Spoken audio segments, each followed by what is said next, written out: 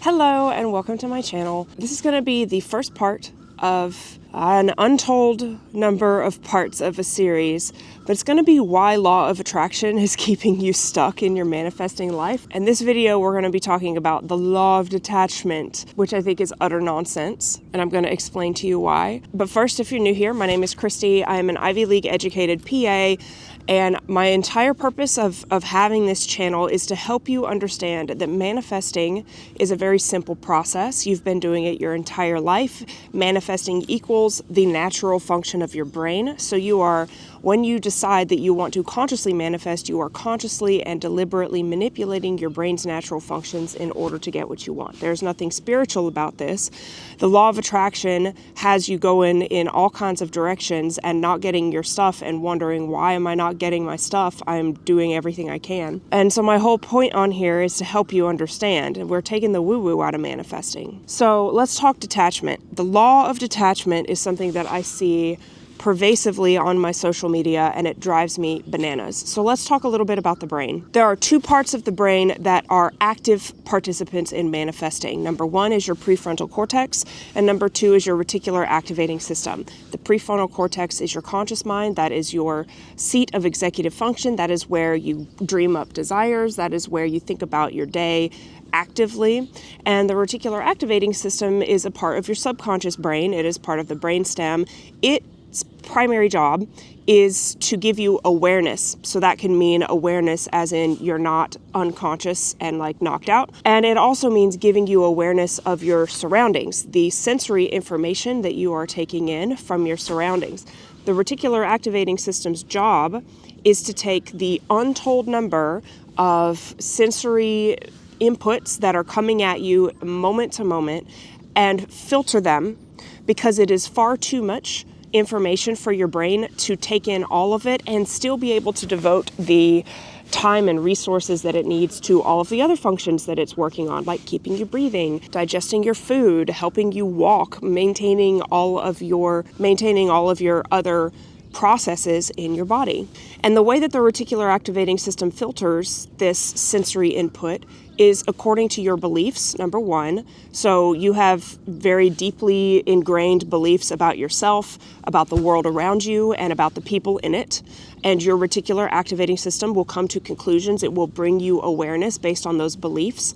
And it will also bring you awareness based on what your conscious mind is telling it is important. The easiest example I can think of is whenever you're thinking about buying a new car, that's an important thing to you, and you start seeing that car everywhere. The reticular activating system is recognizing that that car is important to you, and therefore it is showing you in your awareness, hey, this car is everywhere, and it will help you decide whether or not that car is going to be right for you. And when you hear frequently about the law of detachment, the context tends to be in one of a few different ways, but particularly when we're thinking about law of attraction teachers, they tell you that detachment is the ultimate way to get what you want.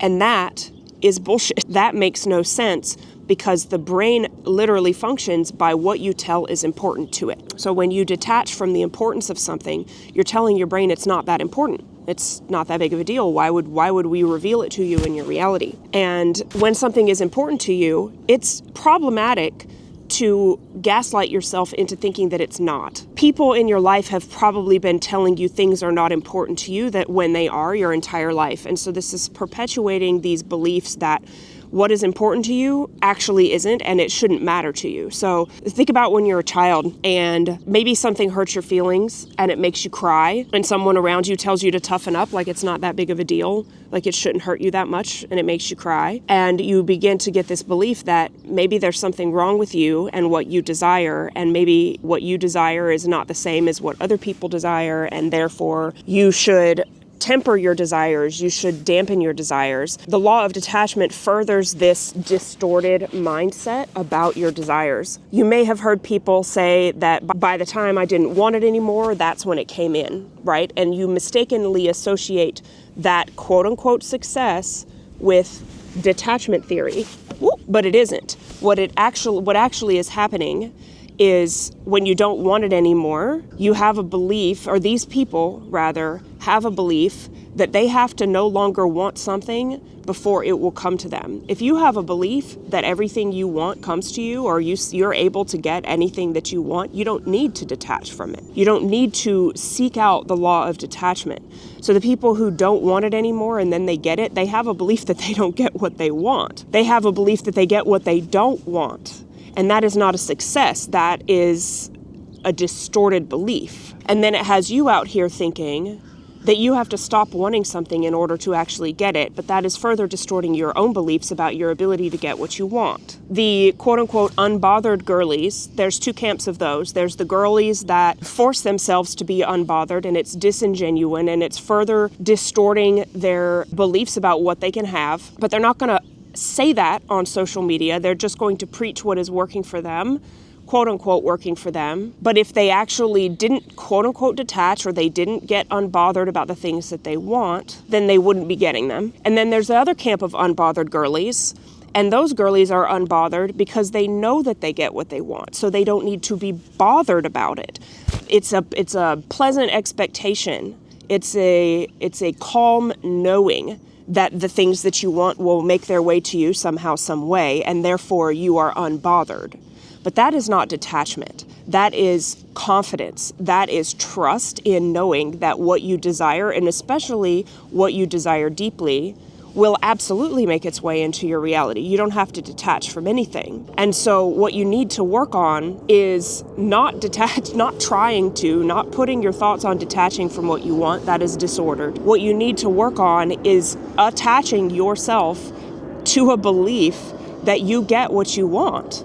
And that will calm your nervous system naturally. I really wanted to go to Yale. I had no evidence that I was of the caliber that I would get accepted to Yale, but I did, because I chose to rest in a calm trust and knowing that I'm a capable person and that I have lots and lots of history of getting the things that I want. So why not this too? I really want it. Why wouldn't I get it? When you follow the law of attraction, the majority of the teachings that I am familiar with the law of attraction are actually disordered ways of perpetuating beliefs that you can't have what you want, and that someone else must decide that you get to have it. Someone else in this case being the universe. And it simply doesn't vibe with and I even used a law of attraction word just there, which I hate. It does not match with how your brain naturally functions, whereas the law of assumption does. The law of assumption is actually just neurobiology at work. It is neurobiology preached by Neville Goddard, Joseph Murphy, Abdullah, before we had the understanding of the brain that we do now in the depth that we do now. So no, you don't need to detach from your desire. It's going to tell your brain that it's not important to you. And if you have a belief that you only get what you want after you stop wanting it, well, that's a frustrating belief to hold, because it's exciting and fun to get what you want when you want it. And when you don't want it, then you're just like, okay, whatever. Well, this came in now, I guess, whatever. And that's a really disordered way of thinking. And if this is something that you subscribe to, I would encourage you highly to think about whether or not you have yucky beliefs about getting what you want. Because there's no reason that you can't have what you want when you still want it. It's wonderful to get what you want when you still want it, because then it reinforces a belief that, like, I am a person worthy of my desires and I actually get them. I get my desires. And that brings about a calmness that some people would ascribe to detachment, but it isn't. You haven't detached from your desire. You have attached yourself to a belief that is favorable instead of a belief that says you have to do something that is undesirable to you, that doesn't feel good. It doesn't feel good to detach from your desires. It may calm anxiety because you have anxiety about getting what you want. You have a belief that you can't have what you want. But you can just as easily calm that anxiety by instilling a belief that, in fact, you are worthy and deserving of having what you want. And of course you would be able to get those things. Of course you would be able to have the relationship of your desires. Of course you would be able to have the money that you want, the career aspirations, the travel desires, any desire. Of course you could have it. But that same anxiety calming effect is going to be more beneficial to you when you cultivate a belief that you can have what you want versus cultivating a belief that you have to detach from it. The law of attraction girlies out here preaching on social media, and the coaches that are preaching, have very strong beliefs that law of attraction is real and that it works. But I have never seen one of them say that detaching from something that they wanted, brought it in when they still wanted it. They all, like, the common thing that I always hear is like, yeah, by the time I didn't want it anymore, that's when it showed up. And that's almost like a sarcastic thing, like, yeah, of course, when I don't want it anymore, that's when it decides to show up. Ew, I want to get the stuff that I want when I want it. Are you kidding me? What a better belief to have, that you don't have to detach, that you actually just are worthy of it and you can get it. And it's possibly an easier belief to decide that you don't have to attach, but that's because it prevents you from taking accountability for your own worthiness. Your beliefs about your worthiness are negative, and therefore by thinking that you have to detach in order to get it, it further supports your beliefs that you aren't just inherently worthy and you can't get something that you want, like when you actually want it.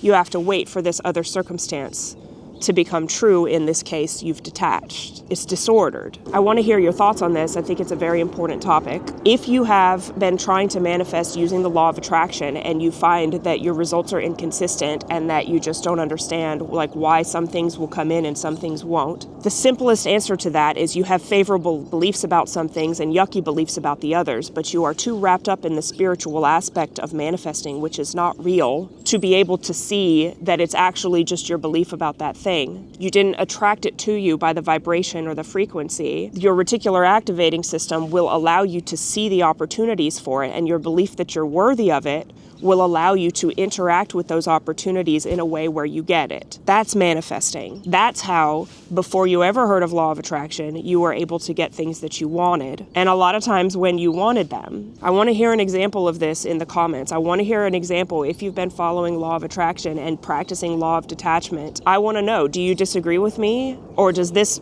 turn some light bulbs on for you in a way that helps you understand that, oh shit, maybe actually I can get what I want and I don't have to detach from wanting it. I've heard it described as letting go of the anxiety about getting it, but even then, that still implies that you have to do something. You don't. You are inherently worthy.